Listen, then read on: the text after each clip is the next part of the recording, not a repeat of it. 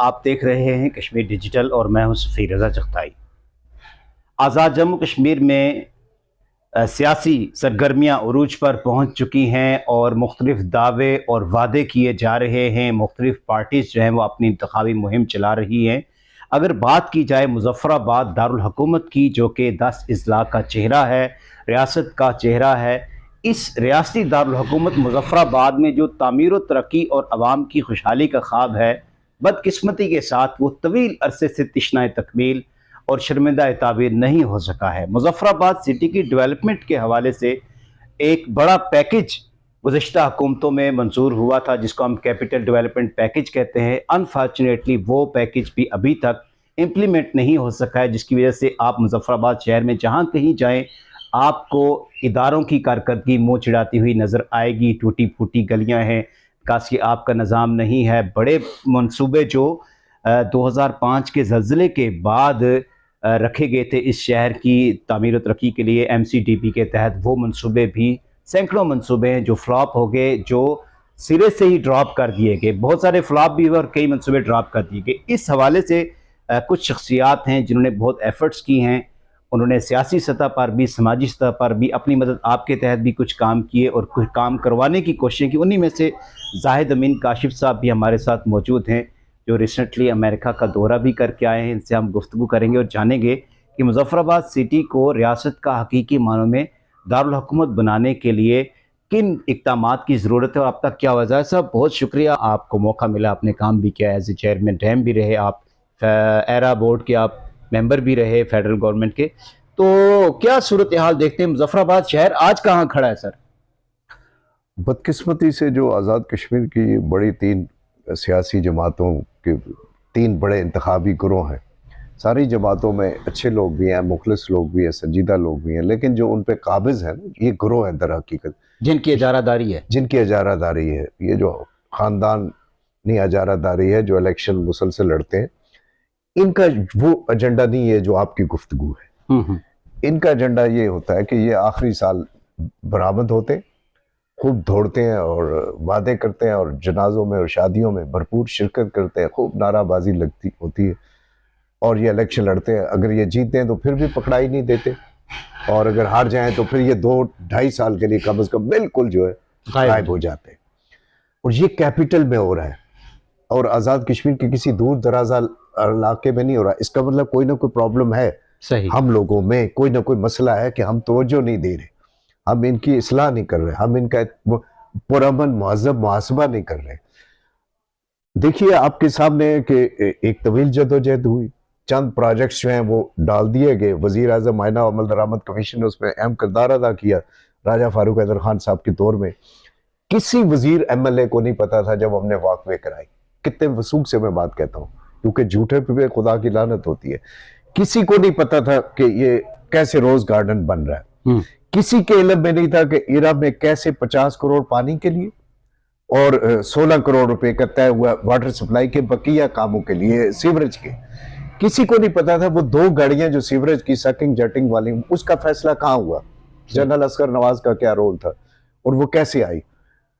MLAs वुज़रा जो हमारे दौर के थे वो भी इससे बेपरवाह रहे। प्राइम मिनिस्टर जो फारूक हैदर खान साहब थे, उनके तावन से हम चीज़ों को कोशिश करते रहे, प्रोजेक्ट्स को कुछ किले का बड़ी मुश्किल से एक वजीर, साबिक वजीर से, वो PTI का उस वक्त सेक्रेटरी जनरल था, इमरान खान के नारे मारता था, माजिद खान, उससे कब्जा छुड़ाया हमने उस सरकारी रकबे का और वो काम लगवाया। और ये ऐसे तमाम प्रोजेक्ट जो मुज़फ़्फ़राबाद में उस वक्त तामीर नौ और MCDP के हुए, लोगों को अब नजर नहीं आते, भूल गए ये थाना किस हालत में होता था सिटी का, ये कैसे नया बना तामीर नौ के तहत। ऐसी कई चीजें जो मुज़फ़्फ़राबाद में बनी लेकिन बेशुमार रह गई। जो रह गई तो फिर टाइम थोड़ा था, फिर तय हुआ कि इनके लिए आप एक डेवलपमेंट पैकेज बनाएं, सब डाल दें इसमें, MCDP के बकाया मनसूबे, मास्टर प्लान के बकाया मनसूबे। और ज़ाहिर वज़ीर आज़म की इसको सपोर्ट थी, फारूक हैदर खान साहब की, और एडिशनल चीफ सेक्रेटरी डेवलपमेंट की सपोर्ट थी खालिद चौहान साहब की। चनाचे ये 1 अरब 25 करोड़ का कैपिटल के लिए तय हुआ, बिल्कुल इंसाफ करते हुए कि अभी रावलाकोट को ठीक करना है। इनिशियली 65 करोड़ रुपए रावलाकोट शहर के लिए, सिर्फ अर्बन एरिया के लिए, सही कि हमारा एक इंपॉर्टेंट सिटी है।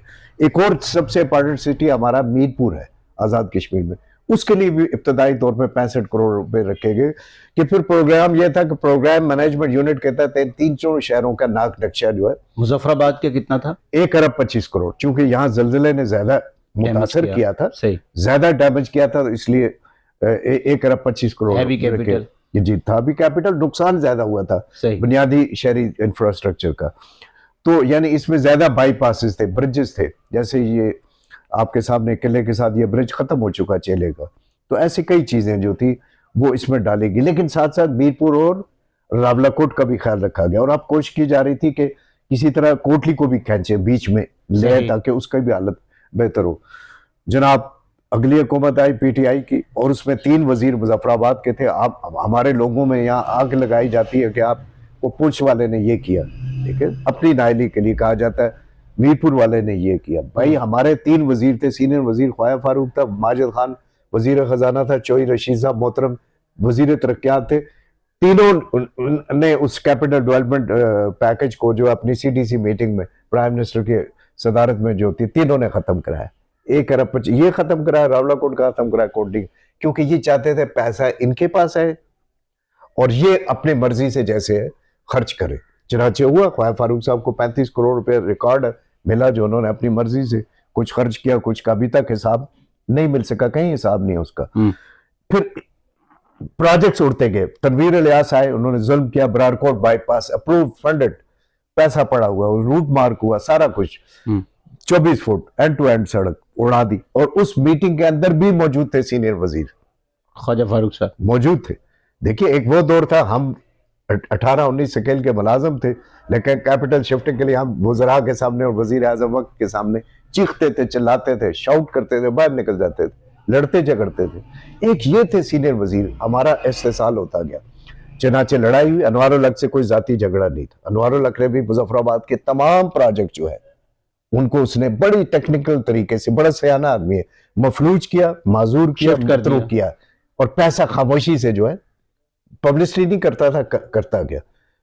ठीक है, उसने अपना तरीकेकार से काम किया, हमें उस पर कोई, देखिए अगर भिम्बर में एक यहाँ के प्रोजेक्ट शिफ्ट कर दिए, पैसा ले गया जी, यहाँ के प्रोजेक्ट को तो जीरो कर दिया ना, एक एसटीओ के हवाले कर दिया, नालायक के हवाले, ये नीचे ट्रैफिक इंटरसेक्शन, जिसने सारी उम्र जो है पीसीसी भी प्रॉपर नहीं डाली, वो कैसे पीडब्ल्यूडी का एसटीओ एवरसी जो कहते हैं दुनिया का 9वां अजूबा ये जिम्मेदार थे। अनवारुल हक मौके पे आता था, कभी उसने ये नहीं कहा जाओ भाई पंजाब और केपीके कराची से एक कंसल्टेंट लेके आओ जिन्होंने ट्रैफिक इंटरसेक्शंस का काम किया, will pay him, will hire him, उससे ये काम लो। भाई वो एसटीओ ओवरसीयर उसने सारी उम्र नालियां सीधी नहीं कर सका, हाईवे का आदमी, आपने उसके हवाले कर दिया।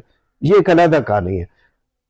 हमारी कोशिश मुसलसल ये रही अनवारुल हक साहब के जमाने में कि किसी तरह कैपिटल को कुछ हो, लेकिन मेरा जिनसे इत्तेहाद था, जिनसे ताल्लुक था, जो मेरी मुराद पीएमएल ने, कभी भी उनके उम्मीदवार ने मेरी हमायत में इस मौक़िफ़ में जो मुजफ्फराबाद शहर एक जुमला नहीं कहा, कभी भी, नेवर एवर, 4 साल। चनाचे मेरे अंदर रिएक्शन हुआ, मैंने फिर पहले कहा कि अब अगर ये इलेक्शन लड़ेंगे हम इनको सपोर्ट, इफ्तिखार गिलानी, हाँ जी इफ्तिखार, हमने पहले कह दिया चैनल्स के जरिए कि हम अब इनको सपोर्ट नहीं करेंगे। जो आदमी मुजफ्फराबाद के बेसिक अर्बन इंफ्रास्ट्रक्चर की हालत बदलने की बात नहीं करना पसंद फरमाता, हमारे लिए तो नहीं भक्ति बन सकता ना, हमारे लिए तो कोई अट्रैक्शन नहीं है कि सही वो किधर से आ रहे हो, किस तरह आ रहे हैं। 10 साल रह भी चुके हैं, वो रह भी चुके, वो भी एक अलग कहानी है कि आप अगर मायना कमीशन को निकाल दें तो शाह सुल्तान कभी भी नहीं बनना था, झूठे पे खुदा की लानत, सही, ये खत्म हो गया था। इसमें वजीर आजम तशरीफ लाए और ये वजीर नहीं आए, संगे बुनियाद रखने के लिए वजीर नहीं आए, और इसके बावजूद इसको जब फिर भी रोका गया, ये पैसा शिफ्ट होने की डायरेक्शन आई, तो फिर हमने दूसरे तरीके से अपने इख्तियार इस्तेमाल किया और फिर अल्लाह ने किया कि ये बना। जिस तरह आपने बात की कि 10 साल मुसलसल मेंबर असम्बली रहने वाली जो शख्सियत है मोहतरम सैयद इफ्तिखार अली गिलानी साहब, वो डिलीवर नहीं कर पाए। आइंदा आने वाले इंतखाबात जो कि चंद माह उस बाकी हैं, तो मुजफ्फराबाद शहर से आपकी नज़र में कौन मौजूद उम्मीदवार है, और ये भी बता दें क्या आप खुद भी उम्मीदवार हैं या नहीं है? खुद मैं और मुझ जैसे लोग तो अब कभी 100 साल नहीं इलेक्शन लड़ सकते, ये करोड़ों का खेल हो गया। इसमें सिर्फ वही 2-3 करोड़ लड़ रहे हैं जिनके पास करोड़ों रुपए होते हैं। अब आप कोई सफ़ेद पोश आदमी ये सोचे कि मैं इलेक्शन लड़ सकता हूँ, हालांकि मुझे बहुत प्यार मिला है, इस शहर से मिलता है, सपोर्ट है, फी सबीलिल्लाह लोग तावन भी करते हैं, पैसे भी देते हैं, लेकिन 20-22 करोड़ रुपए का खर्चा कोई ग्रुप यहाँ किसी के लिए नहीं कर सकता। लिहाजा हमें तो आप इस सारे खेल से काफ़ी अरसे से इसीलिए समझें प्रैक्टिकली हम, अगर अवामी एक्शन कमेटी आपकी हमायत करे, अवामी एक्शन कमेटी का और रुख है उनका, और मेरा ख्याल उनको उसी पे फोकस करना चाहिए।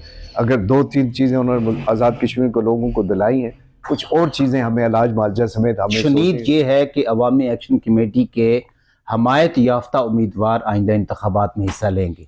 अगर कोई अवामी एक्शन कमेटी इस हल्के से मेरिट पे ऐसा बंदा ना लाए जो नहीं है, मेरिट पे नहीं आता, जो बेचारा उसी तरह होगा जिस तरह के पहले। अवामी एक्शन कमेटी जिस पैटर्न पर काम कर रही है, तो आप नहीं समझते उसको बाज़ाब्ता तौर पर एक पॉलिटिकल पार्टी के तौर पर सामने आना चाहिए? देखिए आना तो चाहिए, लेकिन जाहिर है उनके लिए भी मुश्किलात हैं, उनके भी मसाइल हैं। आज़ाद कश्मीर अंदर से बड़ा तकसीम होता है, वो अपने मसाइल में फंसे हुए बेचारे, और उनके लिए तो मेरा ख्याल है, मेरा मौक़िफ़ इस वक्त ये होगा, अपील भी ये होगी कि हुकूमत पाकिस्तान, हुकूमत आज़ाद कश्मीर 9 जून से पहले उनके साथ प्लीज़ बैठें, जो चीज़ें काबिल अमल हैं, जो नाकाबिल अमल है उन्हें कन्विंस करें, बताएं भाइयों ये अभी नहीं हो सकती। जाहिद साहब, आप नहीं समझते कि जॉइंट अवामी एक्शन कमेटी अपने मैंडेट से तजावज़ कर रही है वो बातें जो एक पॉलिटिकल वर्कर को कहनी चाहिए? जैसे आपने एक सियासी रियासत की एक ज़माना जानता है, और जो हमारे अवामी मैंडेट के साथ वो जैसे भी हैं वो एक अलग बात है, लेकिन इखलाकी तौर पर, असूली तौर पर अवाम के मसाइल को एड्रेस करने का जो बेहतरीन फोरम है वो कानून साज असम्बली है। तो जॉइंट अवामी एक्शन कमेटी को वो काम नहीं करने चाहिए जो कानून साज असम्बली के नुमाइंदों का मैंडेट है, और वो उसी काम में टांग अड़ा रहे हैं। आप नहीं समझते? मेरा ख्याल है कानून साज असम्बली के मेंबरान डेविएट का इनहराफ कर चुके हैं, इनकी मेजॉरिटी की तादाद कब्जा ग्रुप है। नलूची में एक वजीर MLA ने कानून को तोड़ा है, किले के पास एक दूसरे MLA ने कानून को तोड़ा है, साथरे के अंदर एक तीसरे वजीर ने कानून को तोड़ा है, चौड़ोई में आप देखें जो जंगल में घुसा है वो भी एक MLA है। तो बुनियादी तौर पे ये जो अवाम के अंदर रद्द अमल आया है, इसकी वजह यह है कि वो हजरात जिन्होंने कानून की बालादस्ती के लिए काम करना होता है, वो जब पावर में आते हैं या वो जब असम्बली में आते हैं, तो वो कानून से हटकर अपनी बरादरी, कुंबा, घर को स्ट्रेंथन करते हैं। उसका नतीजे में रद्द-ए-अमल हुआ है। ये रद्द-ए-अमल जो आपको सड़कों पे जहाँ बजा आज़ाद कश्मीर में नजर, हुकूमत कहती है कि हमने 90% इनके मुतालबात पर या तो 100% अमल कर दिया है, या कुछ काम पाइपलाइन में हैं और वो भी होने जा रहे हैं, और वो काम जो हुकूमत आज़ाद कश्मीर के इख्तियार में नहीं आते, डायरेक्ट इख्तियार में नहीं आते हैं, सिर्फ वो काम पेंडिंग है, उन पे फेडरल गवर्नमेंट ने कमेटी बनाई है। वो गवर्नमेंट की जो कमेटी है वो एक्शन कमेटी के साथ लिजान रख रही है, उनके साथ राब्ते में है। तो इस सूरत हाल में जब तकरीबन बहुत सारे इश्यूज़ को एड्रेस कर दिया गया है, बहुत सारे मसाइल सॉर्ट आउट हो चुके हैं, अब क्या जवाजियत है 9 जून की हड़ताल की? देखिए जी, इसके बारे में तो बेहतर एक्शन कमेटी बता सकती। मशरक़ वस्ता की सूरत हाल में हुकूमत पाकिस्तान का और हमारी जो अस्करी क़यादत है, field marshal general Syed Asim Munir का जो किरदार है, अमेरिका को 47 साल के बाद पाकिस्तान की सरजमीन पर ईरान के साथ बिठा दिया, कैसे देखते हैं? हम इस पे रब-ए-ज़ुल-जलाल के शुक्रगुजार हैं, पाकिस्तान के मुसल्लह अफ़वाज की लीडरशिप ने। देखिए मेरिट पे जब आप एक चीफ कंजर्वेटर लाते हैं तो वो जंगलात बच जाता है, जब आप एक नालायक को लाते हैं तो वो जंगलात को तबाह कर देता है, जब आप एक DG ज़राअत एक अच्छा मेरिट पे लाते हैं तो ज़राअत आपको एक्टिविटी नज़र आती है। सही। जब आप एक चेयरमैन डेवलपमेंट अथॉरिटी को मेरिट पे लाते हैं तो आपको उस अदारे के अंदर जान नज़र आ जाती है। सही। आप ऐसे ही होता है कि जब मेरिट पे आपने किया, ये अच्छा काम किया मियाँ शहबाज शरीफ साहब ने, उनकी टीम ने मेरिट पे आइन और कानून के मुताबिक जनरल आसिम मुनीर साहब को लाया। जनरल आसिम मुनीर साहब ने अपनी टीम, ख्वाह वो ISI में थी, ख्वाह MI में थी, ख्वाह वो कोर कमांडर्स थे, ख्वाह वो GHQ में थे, उन्होंने चुन के अपने ठीक टीम लाई, एक ऐसी टीम जिसको नजरिया पाकिस्तान का पता है, सही, जिसको पाकिस्तान की बुनियाद का पता है, जिसको इस्लाम का पता है, जिसको शरीयत का पता है, जिसे फलसफा जहाद का पता है। देखिए ना, ये पहली काफी अरसे बाद ऐसी टीम आई है, तो ये हमारी खुशनसीबी, हमारी भी, पाकिस्तानियों की भी और मकबूजा कश्मीर के लोगों की भी। और इस लीडरशिप की वजह से जाहिर है अगर ये पीछे फौज की ताकत ना होती और ये सारी वर्किंग ना होती, सिर्फ फौज संजीदा वर्किंग करती है, सिर्फ फौज। पाकिस्तान में सिर्फ एक अदारा है जिसके अंदर संजीदा वर्किंग होती है सुबह से लेकर रात तक, बाकी ज्यादा जनाजों में मूवमेंट होती है, शादियों में मूवमेंट होती है। तो ये एक इनका बहुत अच्छा रोल है, इससे हम इनकार नहीं करते कि शहबाज शरीफ साहब ने इस सिचुएशन में महारत के साथ चले हैं, उनमें लचक है, उनमें फुर्ती है, वो साथ चले हैं, उन्होंने कोई नखरा नहीं किया, उन्होंने एक इंतजाज किया है मुसल्लह फौज के साथ। पाकिस्तान ने कोशिश की है, वो कामयाब होती है या नहीं होती इसका ठेका पाकिस्तान के पास नहीं है, सही। लेकिन कुदरत ने पाकिस्तान को ये एक एजाज तो नवाज दिया है कि उसने दुनिया के एक बहुत बड़े झगड़े में बीच में पड़कर अजीम काम किया है। लेकिन सफीर भाई देखिए, जब हम अप्रिशिएट करते हैं दिल से करते हैं ना, श्रीनगर, करगिल, लेह, जम्मू वाला मुसलमान, रियासी, किश्तवाड़ वाला इधर से करता होगा, हमारा आदमी तो चले थोड़ा बहुत ऊपर से भी करता होगा ना, वो इधर से करता होगा कि मेरा पाकिस्तान इतना मजबूत हो गया, खुश हो गया। तो इसका मतलब है बैसीत कश्मीरी मेरे और आपके मुस्तकबिल का भी फैसला होना है अक़वाम मुत्तहिदा की करारदादों और यूएन चार्टर के मुताबिक। हम किसी का बाज़ाब्ता उस तरह का आईनी कानूनी हिस्सा नहीं है।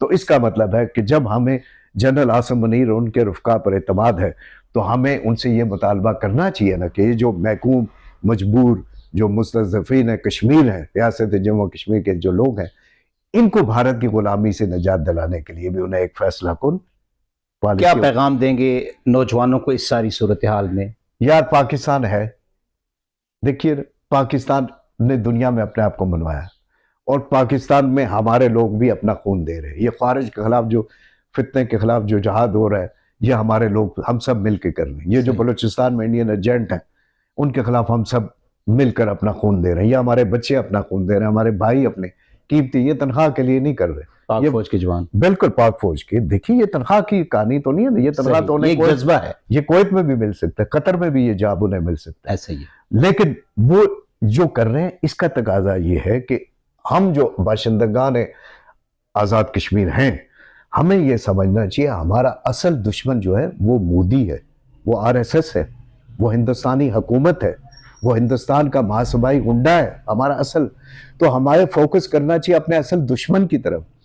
उस दुश्मन के मुकाबले में आपको सिर्फ मुसल्लह फौज ही नजर आएगी पाकिस्तान के जो 5 गुना बड़े ताकतवर के मुकाबले में खड़ी है, गैरत के साथ, वकार के साथ खड़ी है। सही। हमें अपने हकूक की जंग हमने सारियों में लड़ी है, लड़ना चाहिए अपने हकूक के लिए, अपने मसाइल के हल के लिए, अपने शनाख्त के लिए, अपनी वैदत के लिए, अपने तशख़्ख़ुस के लिए, रियासत के लिए बिल्कुल बात करनी चाहिए तहजीब के दायरे के अंदर।